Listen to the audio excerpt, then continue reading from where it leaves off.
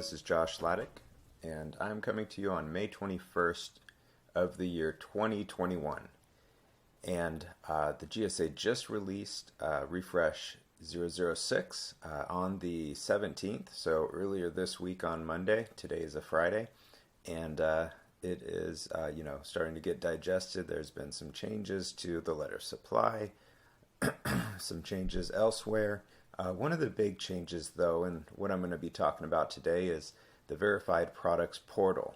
And this kind of came out of left field. I heard a little bit of a rumbling about it here and there, but it has been, released and set on its track to be integrated into the GSA processes. So let's kind of dive into what it is, and kind of how it's going to impact people like you. My audience here is meant to be GSA vendors. That's who I serve, small businesses in the GSA space.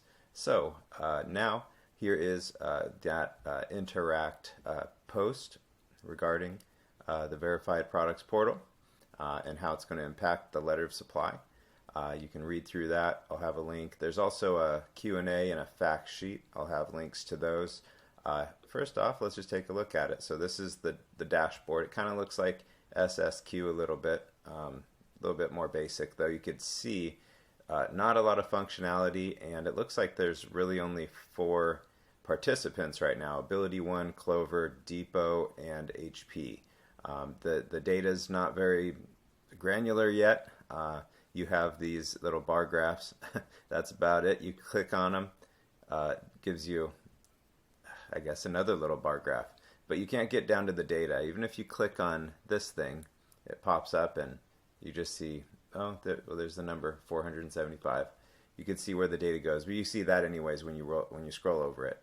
I was hoping to see, because Verified Products Portal, who are the vendors that are approved? It says there's Ability One. Well, let's go to HP. HP has 450 products listed here in this, and then, they're not listed here, so they must have 0 vendors that are approved. Very interesting. But Ability One has 475. I'm sure they already had a database. 176 for Clover, so they must have uploaded a database of their own. So this thing's starting to take shape. There are some companies, some manufacturers participating. We'll kind of have to track this, and you're definitely going to want to track this if any of your letters of supply come onto the chopping block as a result. If you are not listed on this list by the manufacturer as an authorized supplier, then those products are going to have to be removed from your contract. So pay close attention to which manufacturers show up here. You could drop this down and kind of see the whole list, or you could do that. Probably just want to do a find, and just, if it's HP, it's HP. As this list gets longer and bigger, you'll want to keep track of it. So just moving on. Verified Products Portal, Manufacturer and Wholesaler Fact Sheet. So this is geared towards manufacturers and wholesalers. You may want to read through this just to see what kind of power they're going to be taking control over, and what their interface is going to look like for this process. And then this is kind of more for you. I'd recommend you read through this. I'm going to be going through a lot of what I consider the more important points on this. I'm not going to go through the whole thing. It's 5 pages of a lot of stuff, but yeah, some of the information in here is very, very helpful. So let's kind of just jump into what I've prepared. So this basically stems from a problem, and the GSA is reacting with their solution. So basically, the problem is that the GSA Advantage is currently a mess. If you ever go on Advantage and you see a product, you click on it, and there's let's say 15 vendors that offer that product from that manufacturer. The country of origin is all over the place. The descriptions are very different. Sometimes even maybe the wrong product snuck in because it happens to be the same part number. Maybe 1 or 2 images are uploaded by some of the vendors, but most vendors don't upload images, which is kind of a thorn in the side of GSA. They want to be as good as Amazon, but they're not, because vendors just don't do what the GSA wants to.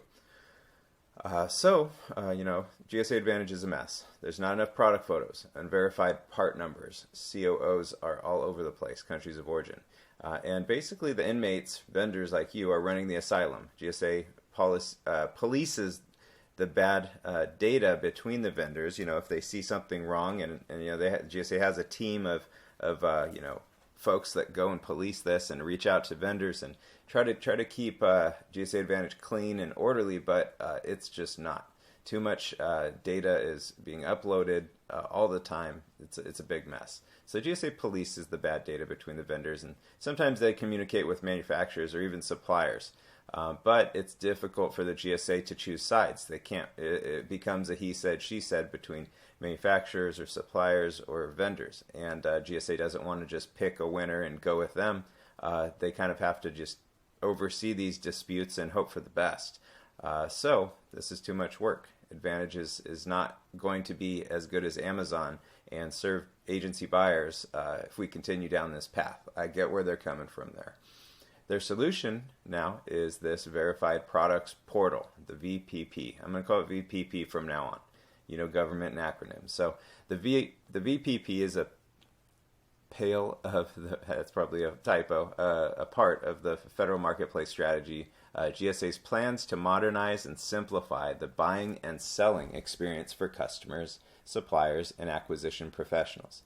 Implementation of the VPP will protect against supply chain risks and decrease a buyer's risk of purchasing counterfeit or otherwise non-compliant products.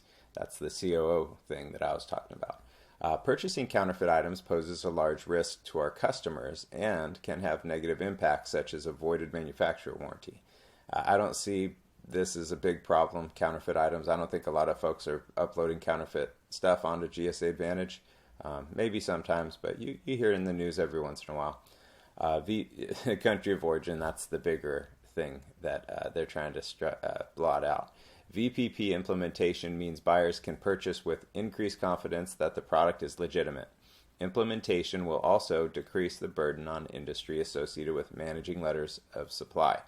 So that impacts you a lot if you sell products on GSA. You know what a letter of supply is, and you probably hate it. So here's a little kind of visual of how this is going to impact GSA vendors. So right now, you could see within the system, the GSA vendors and manufacturers work on the letter of supply and work on that together. They send it to GSA, and that's just how it works right now. GSA approves it, and those products can now be listed. So under this new system, VPP, GSA and the manufacturers are going to kind of just be working together. Manufacturers are going to load up to the GSA their products, all the data, the images, all that stuff. They're also going to give the GSA an approved vendors list. And you want to be on that list. This is basically striking out the letters of supply, and you are now kind of on the outside of the bubble. The process is taking place outside of you. You, of course, can go to your manufacturer and work with them. You want to have that's kind of where the relationship is going to be established on the outside. So I guess there could be an arrow right here coming in because you can always manage your relationship with them. But that's kind of how this new process is going to go. So this is, I just pulled information right off of this sheet, that the Q&A sheet, and just kind of whittled it down to the important stuff, or at least what I consider to be important. So what is the VPP? VPP is a new manufacturer-facing portal where participants can provide authoritative product content and supplier authorization information. This content is provided by manufacturers or their authorized partners. This content will include data elements such as, but not limited to, supplier authorization details, so authorized resellers, product lines, doing business as, so information about suppliers, that's you. The product category information, product details, supply chain attributes like country of origin, and pricing information is optional. So that's kind of, that didn't pop out to me earlier, but this could kind of mess around with your prices if the manufacturer is going to be disclosing information behind your back to the GSA. Look out for that one. So here's kind of my opinion about all this. uh, this will be a trade-off. Good with the bad for you, the vendor. GSA vendors will lose control of their product lines, and that control is handed over to the manufacturers. So those disputes I talked about earlier, where the manufacturer comes to the GSA and says, we don't want these products listed. And then the GSA says, well, they have a letter of supply, and you signed it, back in 1982. But not maybe that's extreme, but yeah, letters of supply are hard to nullify for manufacturers. And the other thing is, a letter of supply can be signed by a dealer. So the manufacturer could say, well, we don't even know who that dealer is, and the GSA can kind of just throw up their hands and say, well, they signed it, and it's on them, and we're going to leave those products on. So manufacturers are now going to have a lot of control that they didn't have before. Second one, distributors and dealers will be eliminated in VPP cases, but will still be used in non-VP cases. Manufacturer opt-out or non-participation. So if a manufacturer doesn't work with the GSA on VPP, then you can still offer up a letter of supply from a distributor or a dealer, or even the manufacturer. Letters of supply are still going to be in play. They're just going to be in play only when VPP portal is not used. So next, manufacturers will have a near full control over their products on GSA Advantage. So this is really the GSA's intent right here, making GSA Advantage as good as Amazon. So that's kind of good for you. I'm sure it's a pretty big headache for you if you have a good deal of products from different manufacturers, to update them continuously to keep their images fresh.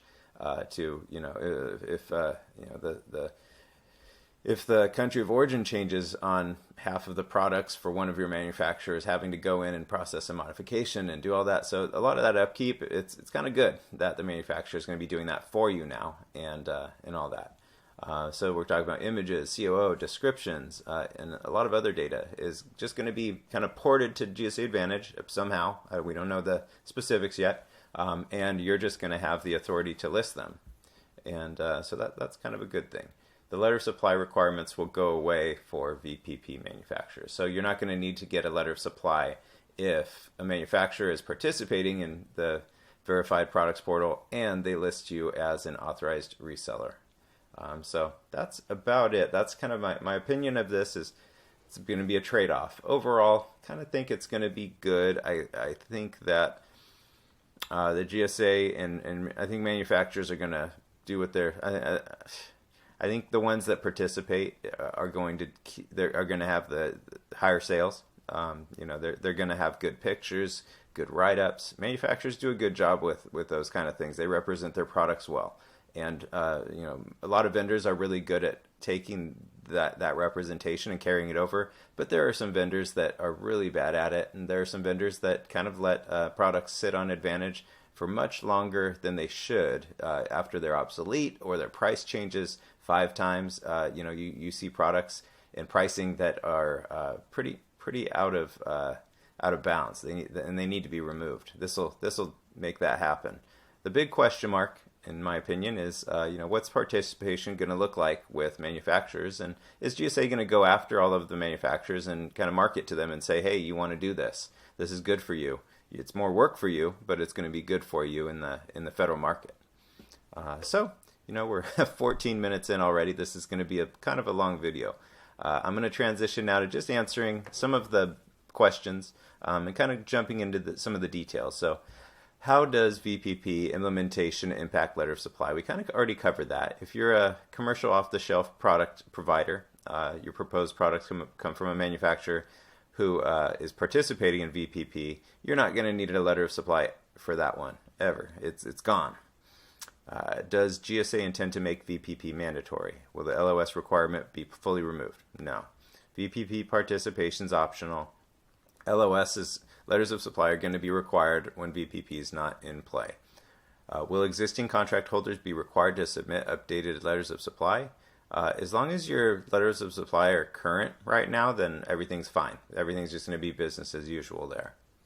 What if my products come from a wholesaler? So this is a big one. A lot of wholesalers or dealers, distributors have signed off on letters of supply. The VPP is currently capturing supplier authorization information from manufacturers who directly manage authorization programs.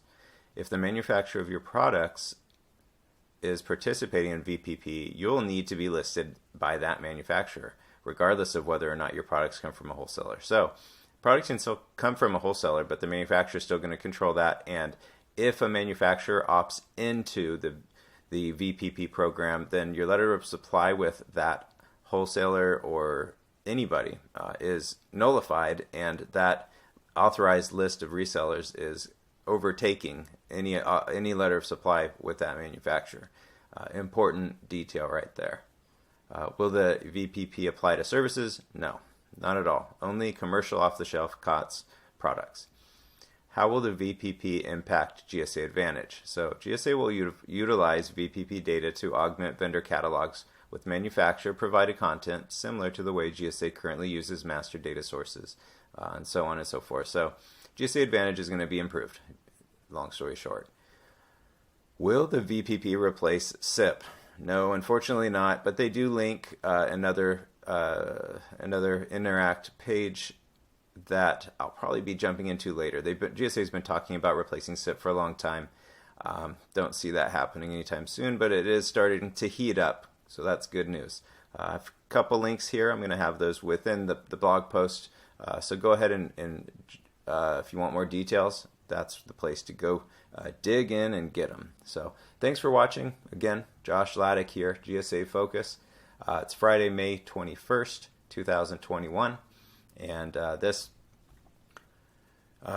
long-winded 17-minute video has gone over the Verified Products Portal, which is a new developing thing at GSA.